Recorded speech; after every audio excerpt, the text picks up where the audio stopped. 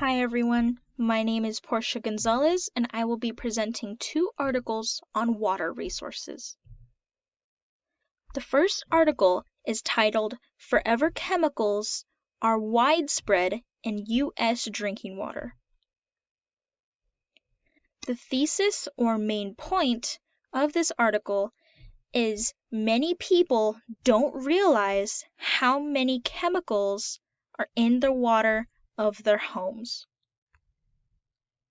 My first supporting point of this article is many states figured out these contaminants that are in the water are scientifically known as perfluoroalkyl and polyfluoroalkyl substances, or PFASs. The second supporting point is of the more than 9,000 known PFAS compounds, 600 are currently used in the U.S.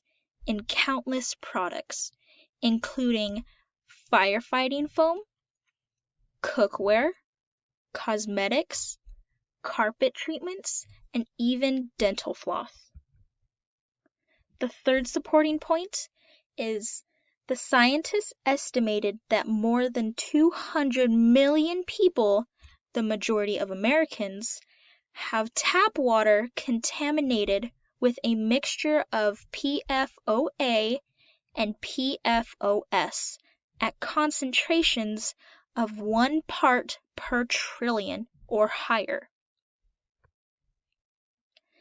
As a summary, I think we need to be more aware of what we are drinking, and we should be putting in the effort in drinking cleaner water.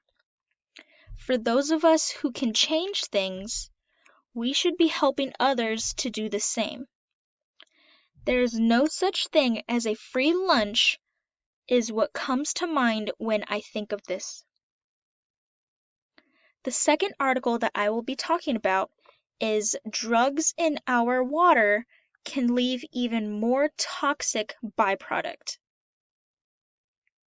The thesis or main point of this article is the toxic waste that people will flush in their toilets or they throw away can eventually end up in water supplies around the world.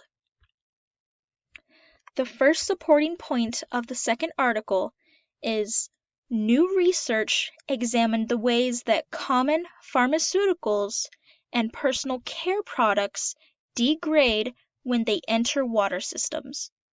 The researchers found that in some cases, the chemical byproducts were more toxic to humans than the original products were. The second supporting point that I found is scientists have quantified in a number of places just how much of our pharmaceutical waste ends up in water systems. The reported concentrations are often relatively low.